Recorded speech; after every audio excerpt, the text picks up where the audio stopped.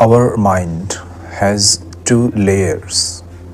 The first is conscious mind, and the conscious mind is what we are talking through.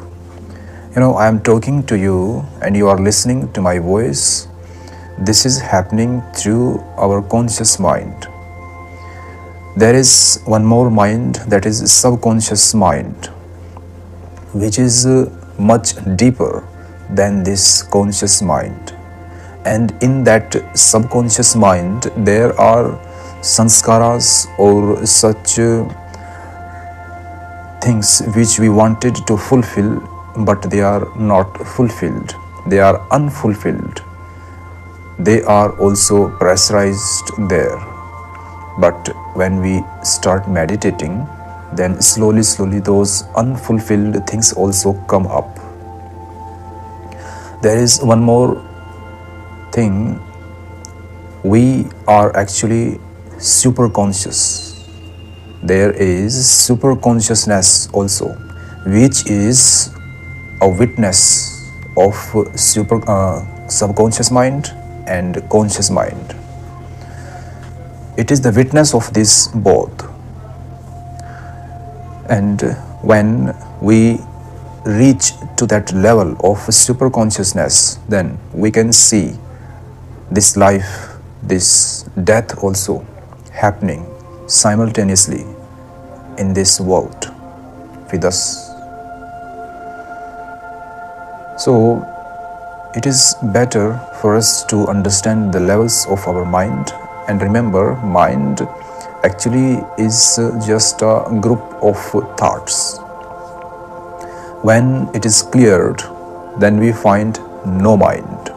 We reach to a state of no mind, and only the super consciousness is left there.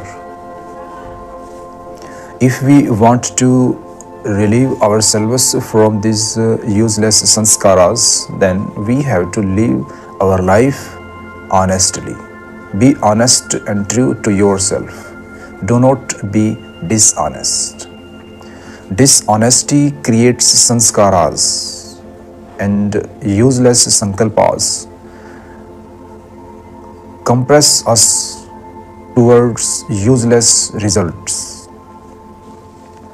So it is better to reach super consciousness, because it creates or it manifests the things, the life itself. And honestly we can reach to the goal which is really expected to happen. So always live your life honestly and stop dishonesty, so that you can reach to such a life which can really be satisfactory for you, and which can finally lead you towards the absolute liberation or supremacy. Knowledge and experience. Today we are going to differentiate a little bit about these two topics.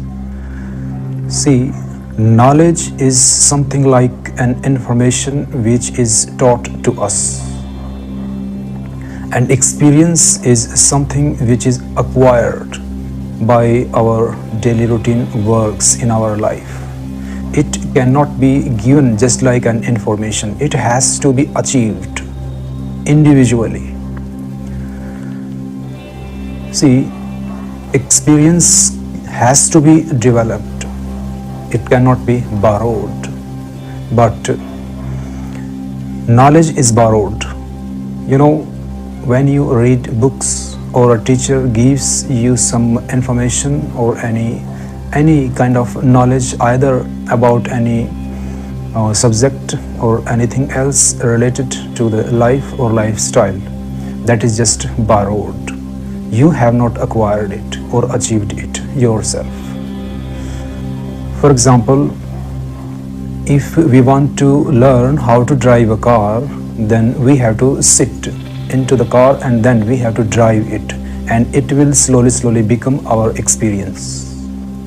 But if you just get information about how to drive a car and you know everything, how to do this and that, how to change the gears or other things, then this is just an information which is collected into your mind. This is your knowledge, but not experience. If you want to get experience about the same thing, then you have to drive a car and it will be your experience.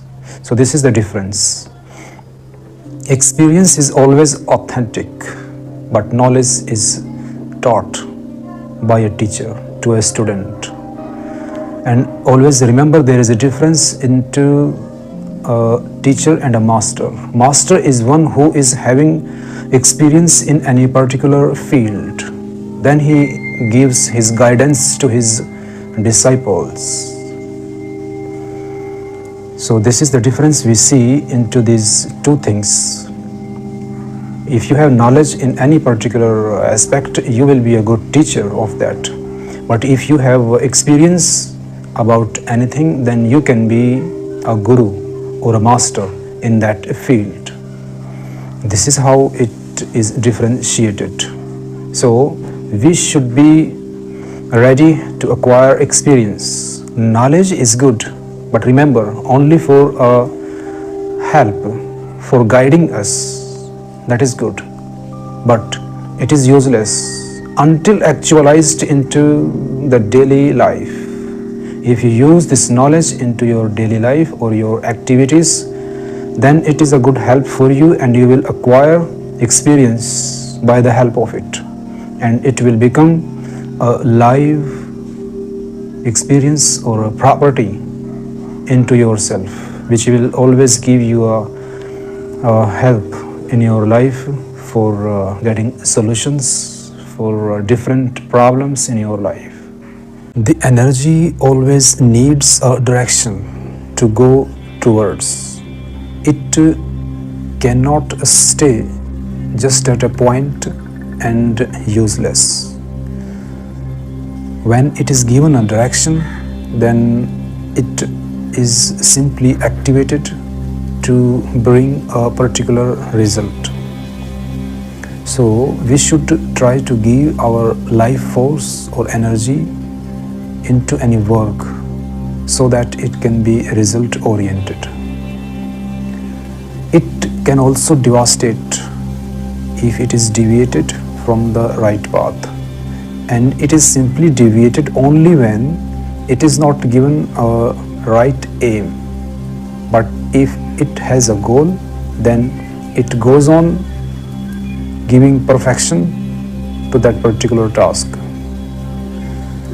If it is not used, it can also make a person crazy. You know, you take food daily, you go to sleep, and energy is created into your body.